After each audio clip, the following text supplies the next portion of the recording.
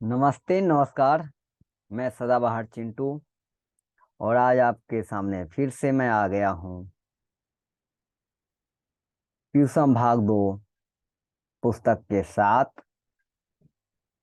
तो हम लोग इसमें देखने वाले हैं ट्यूशन भाग दो जो 10वीं वर्ग का पाठ्यक्रम में है। यहाँ कक्षा 10 भी लिखा हुआ है, जिसके प्रथम अध्याय द्वितीय तृतीय अध्याय तक हमने वीडियो और बनाकर जो है आपको दे देने का कार्य किया है। और यूट्यूब पर सारा वीडियो क्या है, अवेलेबल है यानी उपलब्ध है। ठीक है। आज मैं चतुर्थ पाठ यानी चौथे अध्याय, जिसका नाम है संस्कृत साहित्य लेखिका, इसके साथ आया हूँ। तो संस्कृत साहित्य लेखिका क्यों है? लेखिका यानी बहुत सारी लेखिकाओं का वर्णन है।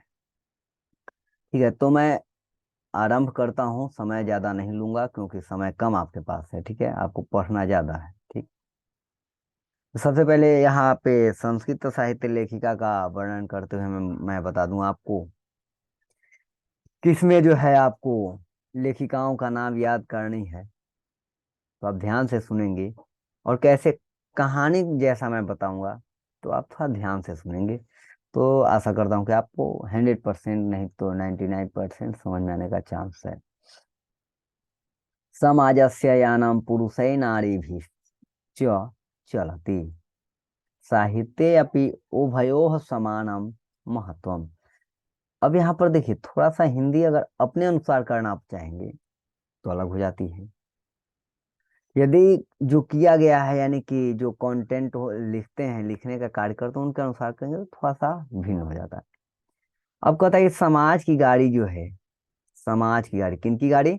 समाज की गाड़ी नारी और पुरुष से चलता है। हाँ हाँ, गाड़ी है तो चलती है। यानी समाज की गाड़ी पुरुष और नारी का जो होता है मिलने से यानी सहयोग से चलती है। साहित्य में भी दोनों को समान महत्व दिया गया है। अधुना सर्वभाषासु साहित्यं रचनायां स्त्रियो अपि तत्पराः सन्ति यशश्च लभ्यन्ते। संस्कृत साहित्ये प्राचीन कालादेव साहित्य समृद्धौ योगदानं न्यूनाधिकं प्राप्यते। पाठे अस्मिन् अति प्रसिद्धानां लेखिकाणाम् एव चर्चा वर्तते, येन साहित्यनिधि पूरणे तासां योगदानं ज्ञायेत। अब हिंदी हम लोग देखेंगे तो हिंदी से समझ में अधिक आएगी ना। कहता है कि यह अध्याय में जो है नारी लेखिकाओं का योगदान के विषय में क्या किया गया है, जिक्र किया गया है, वर्णन किया गया है, बतलाया गया है। कहता है कि नारी एवं पुरुष के आपसी सहयोग से, नारी और पुरुष के आपसी सहयोग से समाज का रूपी गाड़ी जो है वह सुचारू रूप से क्या होती है, चलती है। और ऐसे भी कहा गया है कि नारी के बिना जो है पुरुष क्या है, अपूर्ण माना जाता है यानी अधूरा है। ठीक। अब कहता है संस्कृत वांग्मय में एक से एक महान विदुषी हुई हैं। तो जो विद्वान होते हैं ना, विद्वान यानी कि पुरुष में होते हैं तो विद्वान कहलाते हैं और महिला में रहती हैं तो क्या, विदुषी कहलाती हैं। ठीक। जिन्होंने नारी जगत का जो है सिर क्या किया है, ऊंचा किया है। संस्कृत साहित्य में प्राचीन काल से ही साहित्य समृद्धि में जो है स्त्रियों का योगदान क्या है, योगदान रहा है। इन लेखिकाओं ने वैदिक युग से आधुनिक समय तक संस्कृत साहित्य से के संवर्धन में यानी विस्तार में अहम भूमिका निभाई है। जो महिला लेखिका हैं वो लोगों ने, विदुषियों ने। इस पाठ में उन्हीं में से प्रसिद्ध, देखिए प्रसिद्ध प्रसिद्धि लिखा गया है। प्रसिद्ध है यानी अति प्रसिद्ध करने का मतलब बहुत ज्यादा जो प्रसिद्ध हुए हैं उनका महत्व और उनका योगदान के का इसमें क्या है, जिक्र है यानी वर्णन है। ठीक है, अब ध्यान से थोड़ा सुनेंगे।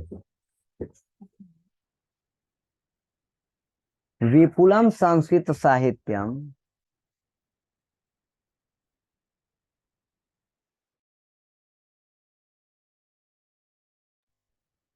कहता है विपुलम संस्कृत साहित्यम विभिन्न कविभिः शास्त्रकारैश्च संवर्धितम।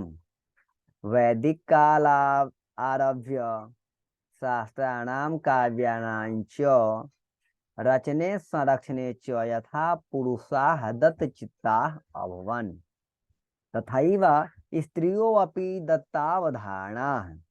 प्राप्यन्ते। वैदिक युगे मंत्राणाम दर्शकाः न केवला ऋषयः अपितु न प्रतीता ऋषिकाः अपि सन्ति। ऋग्वेदे चतुर्विंशतिः, अथर्ववेदे पंच। अथर्ववेद कितना? पंच। पंच माने एकम द्वे त्रीणि चत्वारि पंच। पंच माने पांच। ए हाँ, पंच ऋषिका मंत्र दर्शनवत्यो निर्दिश्यन्ते यथा यमी अपाला उर्वशी इंद्राणी वागाम्भृणी इत्यादयः। कहता है विशाल संस्कृत साहित्य को विभिन्न कवियों तथा शास्त्रकारों द्वारा अत्यधिक समृद्ध, समृद्ध का अर्थ क्या होता है? विस्तार, विस्तार किया गया। वैदिक काल से के आरंभ कर जो है, यानी वैदिक काल से आरंभ कर शास्त्रों और काव्यों के रचना और संरक्षण में जिस प्रकार पुरुषों का योगदान था, उसी प्रकार स्त्रियां भी सावधान दिखी, यानी उनका भी योगदान रहा। वैदिक युग में कहता है कि वैदिक युग किसको कहते हैं? जिस युग में वेदों के द्वारा जो है देश चला करता था, वेद को लोग मानते थे, वेद के द्वारा ही हर कार्य करते थे, उसी काल को वैदिक काल कहा गया, यानी वैदिक युग कहा गया। अब कहता है कि वैदिक युग में जो है मंत्रों के दर्शक, यानी मंत्रों के दर्शक न केवल ऋषिगण थे, न केवल पुरुष ऋषि थे, बल्कि ऋषि पत्नियां भी थी। वैदिक काल में भी ऋषि पत्नियां थी, यानी महिला थी, नारी थी। ऋग्वेद में 24। शांत रहो ना। वर्गम चलती तर्हि भवती। अच्छा आगच्छतु आगच्छतु। वदतु जय श्री राम। बोलो जय जय जय जय श्री राम बोलो जल्दी। नमो नमः। ना तो भागो, हमारे से भागो जल्दी से, भागो जा सही जा मत आना, ठीक? जाओ फुर। हम्म। हाँ, तो वहां न केवल वैदिक युग में न केवल दर्शक ऋषिगण थे, यानी ऋषि लोग थे, ऋषि महर्षि थे, बल्कि ऋषि पत्नियां भी उस समय थी। ऋग्वेद में बताया गया कि ऋग्वेद में 24, ऋग्वेद में कितने? 24, और अथर्ववेद में 5। यानी ऋग्वेद और अथर्ववेद की बात हो गई, इससे भी हमें पता चलता है कि वैदिक काल किसको कहेंगे? जिसमें वेदों का जिक्र हो। तो अथर्ववेद में 5 ऋषि पत्नियां उल्लिखित है। उल्लिखित का मतलब कि दर्शाया गया है, बताया गया है, उसमें है। नाम क्या है? यमी, अपाला। क्या नाम है? यमी, अपाला, उर्वशी, इंद्राणे। याद ऐसे करना है। यमी अपाला उर्वशी इंद्राणी आए गो बच गया वागाम भृणी। एक क्या नाम है? वागाम भृणी आदि, यानी कि ये सब नाम हो गया। ठीक, आगे चला जाए। बढ़िया। अब यहाँ बहुत बड़ा शब्द है जी, हमको तो पढ़िए नहीं आएगा, इससे सोच के बैठने वाले ध्यान दीजिए थोड़ा सा। बड़ा कहाँ है जी? तोड़ो ना। वृहद। क्या हो गया? वृहद आरण्यक उपनिषद। अब यहाँ उपनिषद क्या दिख रहा होगा आपको? उपनिषदी। तो दी जैसे उत्तरा श्याम दिशी, दिशा का यानी कि सप्तमी क्या हो जाता है? यानी कि दिशी लगता है ना, तो वैसे ही उपनिषद का भी हो गया उपनिषदी। ठीक है। तो कहता है वृहद आरण्यक उपनिषदि याज्ञवल्क्यस्य पत्नी मैत्रेयी।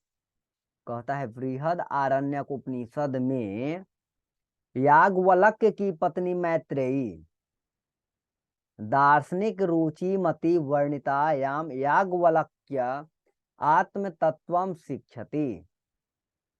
कहता है कि उनकी पत्नी, यानी कि याज्ञवल्क्य की पत्नी कौन है? मैत्रेयी। मैत्रेयी किनके पत्नी है? तो याज्ञवल्क्य की पत्नी। कौन? मैत्रेयी। कहता है दार्शनिक रुचि। इसको यहाँ थोड़ा सा देख लिया जाए, हम लोग समझिए कि हम लोग नहीं समझ पा रहे हैं। दार्शनिक यानी दार्शनिक हो गया, सिद्धांत को निरूपित करती है। ठीक, वर्णित करना यानी कि निरूपित करती है। उनमें जो है क्या है? तो याज्ञवल्क्य को आत्म शिक्षा जो है, देखिए आत्म शिक्षा समझते हैं ना, आत्म ज्ञान, आत्मज्ञान की शिक्षा उसमें क्या होता है, मिलता है, ठीक है, शिक्षा मिलती है, शिक्षा मिलता नहीं है, शिक्षा मिलती है, क्योंकि शिक्षा शब्द जो है क्या है, स्त्रीलिंग है। समझ में आ रही है बात? थैंक यू नहीं, धन्यवाद बोलिए, सॉरी नहीं, क्षम्यताम बोलिए, गुड मॉर्निंग नहीं, नमो नमः बोलिए, सुप्रभात बोलिए, सुप्रभातम बोलिए, जो बोलिएगा वो सही रहेगा, लेकिन बोलिए, क्या कीजिए, धीरे बोलिए, कम हियर, नहीं, अत्र आगच्छतु, आगच्छतु बालकः, लघु बालकः न आगच्छति, ऐसा महोदय उदंडः वर्तते। आओ तुमसे पूछूंगा, दो शब्द पूछूंगा, नाम पता है? यहाँ कैमरा में भी आएगा ना? आओ जल्दी से। अच्छा, और शर्ट नहीं पहना है तो गमछी ओढ़ लो। चलो ठीक। भवतः नाम किम अस्ति? मम नाम आयुष्ताद् अस्ति। भवतः जनकस्य नाम किम अस्ति? माने पितुः नाम किम अस्ति? मम हम्म, पितुः नाम? पितुः नाम चुन्नू कुमार अस्ति। सब कोई देख रहा है जी, नहीं बताना चाहिए, पापा मम्मी का नाम नहीं बताना चाहिए। हमसे पूछो, हम बताएंगे, अपना पापा का नाम नहीं बताते हैं। हाँ आगे, कहता है कि जनकस्य सभायाम शास्त्रार्थ कुशला गार्गी वाच्यक नवी तिष्ठति समा महाभारते अपि जीवन पर्यंतम वेदांतानुशीलन परायाः सुलभायाः वर्णम लभ्यते। कहता है कि जनक की राजसभा में, यानी कि जनक के सभा में, शास्त्रार्थ में प्रारंगत, प्रारंगत, पांगत, पांगत लिखाया हुआ है, चलिए, गार्गी, गार्गी क्या थी, तो वक्ता थी ना, वक्त्री होना चाहिए, वक्त लिखा है, वक्त्री थी, यानी कि किनके सभा में, तो जनक के सभा में शास्त्रार्थ में पारंगत कौन थी, तो गार्गी जैसे वक्ता थी। महाभारत में भी वेदांत का ज्ञान रखने वाले अनेक ऋषियों का वर्णन किया गया है। जिसमें महाभारत था, तो महाभारत के समय में भी जो है स्त्रियों का, यानी कि कई वेदांत का ज्ञान रखने वाले अनेक स्त्रियों का वर्णन उसमें हुआ है, हुआ है, ठीक। अब आगे हम लोग देखते हैं, यहां तक बात समझ में आ रही है? समझ में आ रही है तो आप वीडियो को लाइक कर देंगे। और हाँ, आपको बहुत ही शीघ्र आपका सभी अध्यायों का प्रश्नोत्तरी भी आने वाला है, बहुत शीघ्र, यानी आपको 5 नवंबर से जो है प्रश्नोत्तरी का भी वीडियो आपको अपलोड होना प्रारंभ हो जाएगा। इसके पहले ही उम्मीद रखा गया है कि 2 अक्टूबर आएगा कि नवंबर आएगा, 2 नवंबर से आपको प्रश्न उत्तर का भी वीडियो आपको जाना प्रारंभ हो जाएगा। जिसमें आपका सिलेबस का जो पुस्तक का जो प्रश्न उत्तर रहेंगे वो तो रहेंगे ही रहेंगे, साथ में जो आपको ऑब्जेक्टिव, यानी कि जिसे हम बोलते हैं वस्तुनिष्ठ प्रश्न जो भी बन पाएंगे वो भी निकालने का काम किया गया है। तो आप लाइक करेंगे, और यदि नए होंगे हमारे यूट्यूब चैनल पे, यदि आप नए होंगे तो चैनल को सब्सक्राइब कर लेंगे, ताकि आपको सभी वीडियो का वीडियो आपके पास पहुंच जाएगा सुरक्षित। नोटिफिकेशन, यानी कि आप बेल आइकन को प्रेस करते हैं तो नोटिफिकेशन आपके पास चला जाएगा। तो इसके लिए आपको क्या करना होगा, चैनल को सब्सक्राइब करना होगा और कमेंट करना होगा। जहां आपको समझ में ना आए तो आप कमेंट करना ना भूलेंगे, आपका कमेंट जो है हमारे उत्साह बढ़ाने का कार्य करेगा। आगे बढ़ा जाए, अग्रे चलामः वयम, अग्रे चलामः। लौकिक संस्कृत साहित्ये प्रायेण 40 कवयित्र्याणां सार्धशतं पद्यानि स्फुटरूपेण इतस्ततो लभ्यन्ते। तासु विज्ञाङ्का प्रथम कल्पा वर्तते, सा च श्यामवर्णाः सीदति पद्यनानेन स्फुटीभवति। कहता है लौकिक संस्कृत साहित्य में प्रायेण का मतलब हो गया प्रायः, यानी लौकिक संस्कृत साहित्य में प्रायः, क्या, प्रायः 44, ठीक, यहाँ देखो, 44, 44 का मतलब होता है क्या, 40। तो लौकिक संस्कृत साहित्य में प्रायः 40, क्या, 40 का 40 कवित्री नाम, यानी कवित्री, यानी कि कविता कर लिखने वाली को कवित्री बोलते हैं। तो कवित्रियों का जो है सार्धशतम पदानी, पद्यानी, कहता है सार्ध मतलब होता है सार है, सार्ध मतलब साढ़े, और शतम माने 100, तो 150, 150 को हम लोग क्या बोलते हैं? साढ़े 100 को क्या बोलेंगे? जैसे 1:30 हो रहा है, ठीक, तो उसको हम कहते हैं 1:30 कहते हैं ना। 1:30 के जब हम क्या बोलते हैं? साढ़े के 1:30, हाँ 1:30 कह देते हो ना, 1:30। तो सार्ध षष्ठ क्या है? सार्ध शतम। तो 150 यानी 150, जिसको 150 कहा जाएगा। पद्यनानेन यानी कि पद जो है इधर उधर से प्राप्त होता है। कहता, ओ पूरा बता भी दिए, चलो हिंदी अब निकाल लेते हैं ना। कहता है लौकिक संस्कृत साहित्य में प्रायः 40 कवित्रियों का 150 पद स्पष्ट रूप से इधर उधर पाए जाते हैं। इधर उधर मतलब कि हमारा वहां वहां नहीं, ऐसे नहीं। कहाँ पाए जाते हैं? तो ग्रंथों में पाए जाते हैं या साहित्यों में मिलता है ना, क्योंकि साहित्य का जिक्र हो रहा है। जिनमें विज्ञानका का प्रथम कल्प विद्यमान है। कहता है कि जिनमें जो है यानी कि 150 जो है पद्य हैं और 40 कवित्रियां का नाम है। ज्यादा हल्ला आवाज नहीं करोगे ना। इसमें क्या है? प्रथम कल्प जो है विद्यमान है किनका? तो विज्ञानका का। वह श्याम वर्ण की थी, श्याम वर्ण की जो थी वो विज्ञानका थी। जो इस पद से स्पष्ट रूप से पता चलता है। पद क्या कहता है जी? नीलोत्पल दल श्यामाम विज्ञानकाम जानता, वृथैव दंडिता प्रोक्ता, सर्वशुक्ला सरस्वती। अब कहोगे आपके नीलोत, आप क्यों कहे? तो देखो, नीलोत्पल दल श्यामाम विज्ञानकाम जानता, वृथैव दंडिका प्रोक्ता, सर्वशुक्ला सरस्वती। हिंदी हम लोग देख करके पढ़ेंगे तो और मजा आ जाएगा ना जी। नील कमल के समान, कौन कमल के? नील कमल के समान श्याम वर्ण। श्याम का मतलब उसमें तो सांवला, करिया ना सांवला। तुम सांवला है कि गोर है? श्यामला तू कलिया है, तुम कलिया कलूता है। हाँ श्यामला, तो हम लोग क्या है? सांवला कलर, ठीक। अब कलर नहीं कहेंगे, श्याम कह रहे हैं, श्याम वर्ण कह रहे हैं तो वर्ण कहेंगे। वर्ण माने होता है कलर, वर्ण माने, हाँ, तो कलर को संस्कृत में वर्ण कहते हैं, हिंदी में भी वर्ण कहते हैं। तो नील कमल के समान श्याम वर्ण विज्ञानका को न जानते हुए सरस्वती को सर्व शुक्ला दंडी द्वारा व्यर्थ ही कहा गया है, ऐसा भाव हुआ, ठीक। अब यहां से सुना जाए। तस्याह कालः अष्टम शतकम इतेनुमीयते। कहता है बुआ कि उसी काल 8वीं शताब्दी, कौन शताब्दी? 8वीं शताब्दी में जो है कि आसपास, कहता है कि 8वीं शताब्दी के आसपास अनुमान किया गया, अनुमान लगाया गया है, ठीक। चालुक्य वंशीयस्य चंद्रादित्यस्य राज्ञी विजय भट्टारिका एव विज्ञानका इति बहवो मन्यते। कहता है बुआ चालुक्य वंश में, या नहीं, चालुक्य वंश के चंद्रादित्य के रागी, रागी माने, रागी हाँ, रानी। पति के पत्नी तो राजा के रानी होता है ना जी, तो रागी माने रानी। कहता है कि चालुक्य वंश के चंद्रादित्य के रानी, कौन? रानी। उनका नाम क्या है? विजय भट्टारिका। क्या नाम है? विजय भट्टारिका। विजय भट्टारिका। विज्ञानका को बहुत मानते थे। किसको मानते थे? विज्ञानका को, पद को मानते थे।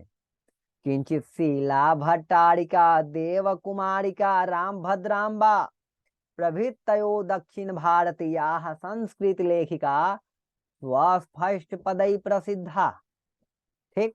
कहता है बउआ कि विजय भट्टारिका के अनुसार विज्ञानका बहुत मानी जाती है। इसके अलावा शीला भट्टारिका, क्या?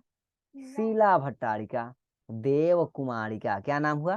देव कुमार राम भद्रावा, क्या नाम है? राम भद्रावा आदि, यानी ये सब दक्षिण भारत के संस्कृत लेखिका स्पष्ट रूप से जो है पद से पता चलता है, माने लिखावट यानी लिखा हुआ उससे पता चलता है, मालूम पड़ता है, ठीक। समझ में आ रहा है ना? कौन क्लास में पढ़ते हो? जी हाँ, भवान कस्मिन् वर्गे पठति तर्हि अहम त्रयः वर्गे पठामि। सम्यक। बहुत बढ़िया। अग्रे चलामो वयम। विजयनगर राजस्य नरेशः। क्या बोले बुआ? विजय नगर नगर राजस्य यानी कि विजयनगर राज्य के, नरेश माने होता है राजा। क्या होता है बुआ? राजा। नरेश माने राजा। तू राजा बनेगा ना तो तुम्हारा नाम रखाएगा नरेश। नृपा भी कह सकते हैं, राजा भी कहेंगे, हम तो बउआ कहेंगे। क्या कहेंगे? बउआ। ठीक। कहता हुआ संस्कृत भाषा संरक्षणाय कृतः प्रयासा आसन इति विदितमेव। हाँ, तेषाम अंतःपुरे अपि संस्कृत रचना कुशलाः राजयो अभवन्। कंपन रायस्य चतुर्दश चतुर्दश। हाँ हेलो। हाँ जी कहिए।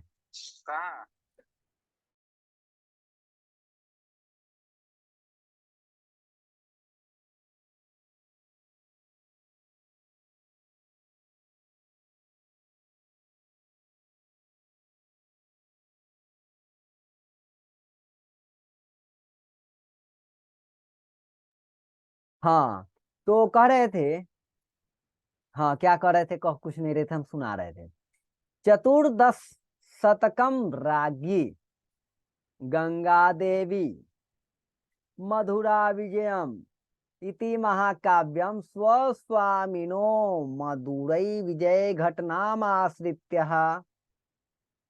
आरच्यत।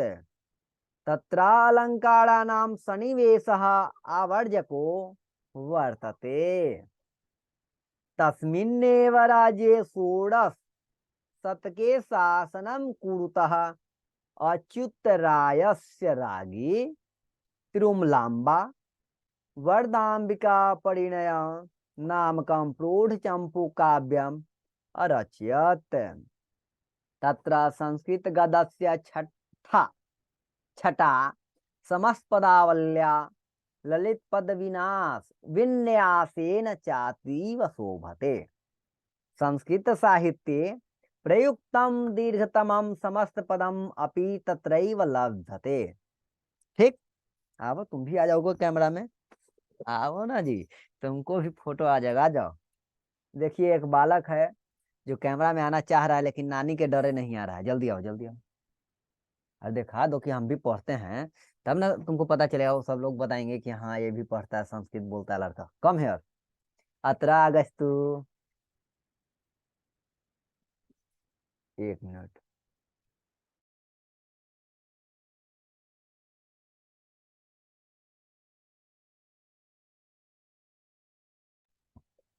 हाँ तो हम लोग कहाँ पर थे?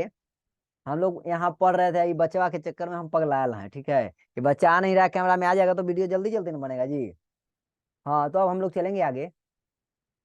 तो कहता है विजयनगर राज्य के राजा संस्कृत भाषा के संरक्षण के लिए किए प्रयास, यानी कि उनका जो प्रयास किया गया वो विदित्व, ये क्या था? विदित्व था, यानी बढ़िया था। एक तरह से कह सकते हैं कि उन्होंने प्रयास बहुत किया, सराहनीय रहा। ठीक है। उसके अंतःपुर में भी संस्कृत रचना में कुशल रानियां थी। उनका जो भी लिखा गया उनके समय में जो भी रचना हुआ उसमें भी कुशल रानियां थी। रचनाकार हुए 14वीं शताब्दी में कंपन राय। किसकी बात कर रहा हूँ? 14वीं शताब्दी का। रचनाकार हुए 14वीं शताब्दी में कंपन राय की रानी, कंपन राय की रानी, पत्नी भी कह सकते हैं ना, उनकी पत्नी। तो राजा है तो रानी रहेंगे, पत्नी थोड़ी आएंगे, है ना, रानी। ठीक। रानी क्या करते हैं? जिनका नाम है गंगा देवी। क्या नाम है? क्या नाम है? गंगा। गंगा देवी। गंगा देवी के द्वारा, किनके द्वारा? गंगा देवी के द्वारा मधुरा विजयम जैसे महाकाव्य अपने स्वामी के विजय घट के आश्रय में रचना की। कहा कि जो गंगा देवी जो हैं उनके द्वारा लिखा गया है, जिसका नाम क्या है? मधुरा विजयम। यह महाकाव्य है जो अपने स्वामी के, यानी कि जो उनके क्या थे? पति थे, राजा जो थे, उनके आश्रय में रह करके विजय घट के आश्रय किया गया, उनके बारे में बखान किया गया है। ठीक, उसमें अलंकारों का सुंदर प्रयोग किया गया है। देखो बउआ, सुंदर अलंकार यानी अक्षरों को, वर्णों को बढ़िया से समावेश यानी सजा करके लिखना। ठीक, अब हम क ख ग घ लिखते हैं, पहले लिख देंगे क, उसके बाद लिख देंगे म, उसके बाद च, उसके बाद ए और लिखेंगे तो अच्छा लगेगा नहीं ना।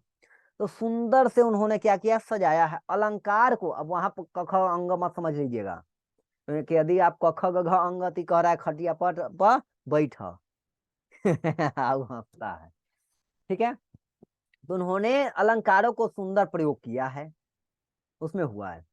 उन्हीं के क्या कहता कि उन्हीं यानी उनके ही राज्य में 16वीं शताब्दी में, वो तो 14वीं शताब्दी में थे, जो मधुरा विजयम लिखे, जो इनका नाम गंगा देवी है, उनके पति जो थे कंपन राय थे। अब उसी राज्य में जो है 16वीं शताब्दी में शासन कर रहे थे या करते हुए जो हैं, उनका नाम आता है अच्युत राय। क्या नाम आया, अच्युत राय।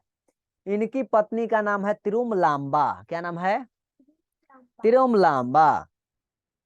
क्या नाम है, तिरुमलांबा ने वरदाम्बिका परिणय नामक विशाल चंपू काव्य की रचना की।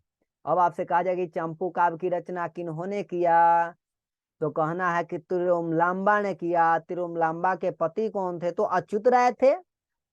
अच्युत राय की पत्नी तिरुमलांबा थी। उन्होंने जो है फलना फलना नहीं कहोगे, कहोगे कि चंपू काव्य उन्होंने लिखा, जो वरदाम्बिका परिणय नाम का जो है विशाल ग्रंथ है, जो चंपू काव्य से फेमस है। ठीक, प्रसिद्ध हुआ। उसमें समस्त गद्य की शोभा, उसमें गद्य और पद्य होते हैं ना, तो गद्य की शोभा जो है, पदावली एकदम विन्यास को सुशोभित करके लिखा, एकदम सजा सजा करके लिखा। ठीक, तुम लिखते हो ना राइटिंग, तो छुछुंदर जैसा लिखता है, सुंदर सुंदर राइटिंग लिखेगा। अच्छा, सुंदर लिखते हो, हाँ सुंदर लिखेगा। ठीक, अब कहता है संस्कृत साहित्य में प्रयुक्त लंबे समय पद्य भी प्रायः प्राप्त होते हैं। संस्कृत साहित्य में जो है प्रयुक्त लंबे लंबे समस्त पद भी क्या हैं, प्रायः प्राप्त होते हैं, यानी कि मिलते हैं। प्राप्त होने का अर्थ है कि वहां से मिलता है, हमने को देखने को मिलता है। ठीक है, बात समझ में आप लोगों को आ रहा है तो आप कमेंट तो करना छोड़वे मत कीजिए, कमेंट आप सुखे करते रहिए, और लाइक कीजिए चाहे ना कीजिए, लेकिन कमेंट आप सुखे कीजिए। वीडियो अच्छा लगे तब लाइक कीजिए, अब वीडियो अच्छा ना लगे तो कमेंट करके बताइए कि आपको वीडियो अच्छा नहीं लगा, क्यों अच्छा नहीं लगा, तो उसमें आप सलाह दीजिए कि कैसे मैं बनाऊं कि आपको अच्छा लगेगा। और समझ में आ रहा है तो बहुत बहुत बढ़िया, आप जल्दी जल्दी सीखें और जल्दी जल्दी पढ़ें और परीक्षा दें, यही है ना। हाँ, यदि आप संस्कृत बोलना चाहते हैं तो भी आप संपर्क कर सकते हैं। ठीक, आधुनिक काले, कौन काले, आधुनिक काले संस्कृत लेखिकासु पंडिता छमाड़ाव।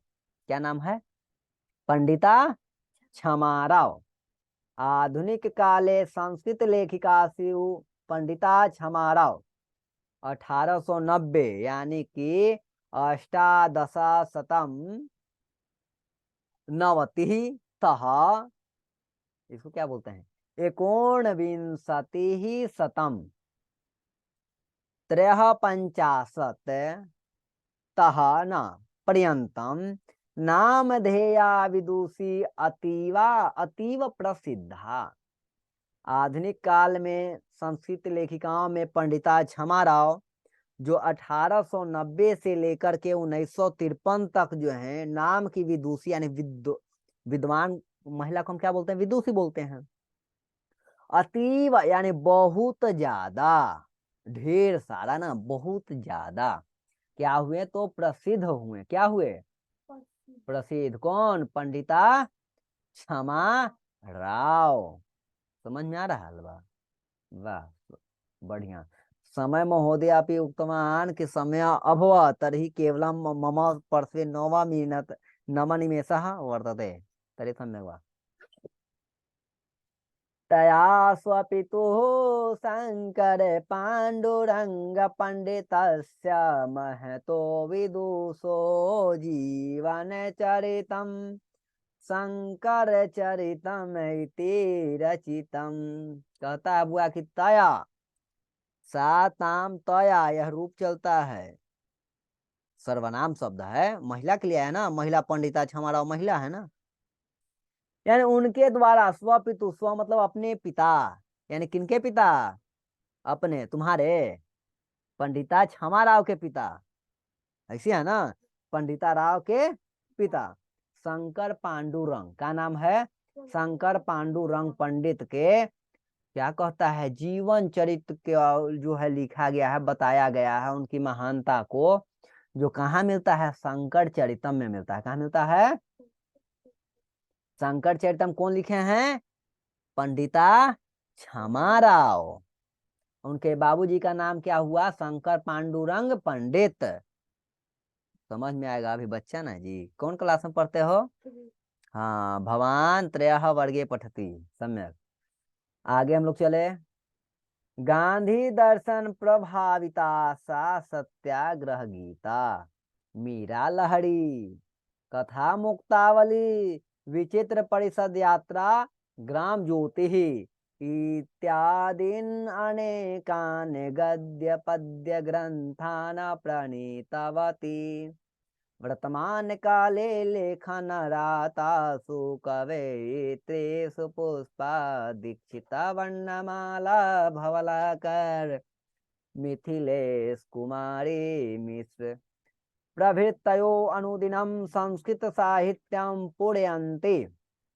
सुनो बबुआ, ध्यान से सुनो। शंकर चरितम कौन लिखे हैं? पंडिता क्षमाराव। इसके बाद गांधी दर्शन से प्रभावित होकर, हिंदी निकाल लेता हूँ बुआ, हिंदी लिखा निकालूँ ना, तब ना आपको भी समझ में आएगा। हाँ, गांधी दर्शन से प्रभावित होकर, देखो कोई भी चीज बढ़िया काम होता है तो उससे खुश होता है ना, कि हमको भी करना चाहिए, करना चाहिए ना। ये सबको ये बोलता है, पढ़ता है, तो तुमको भी मन लगता है ना कि हम भी पढ़े, लेकिन पढ़ने का मन नहीं करता है। सही बात है, ठीक। तो गांधी दर्शन से प्रभावित होकर उन्होंने लिख दिया, क्या लिख दिया? सत्याग्रह गीता। क्या लिखा? सत्याग्रह गीता। और क्या लिखा? मीरा लहरी। क्या लिखा? मेरा लहरी नहीं जी, मीरा लहरी। हाँ, मीरा लहरी। इसके बाद लिखा कथा मुक्तावली। क्या लिखा? मुक्तावली।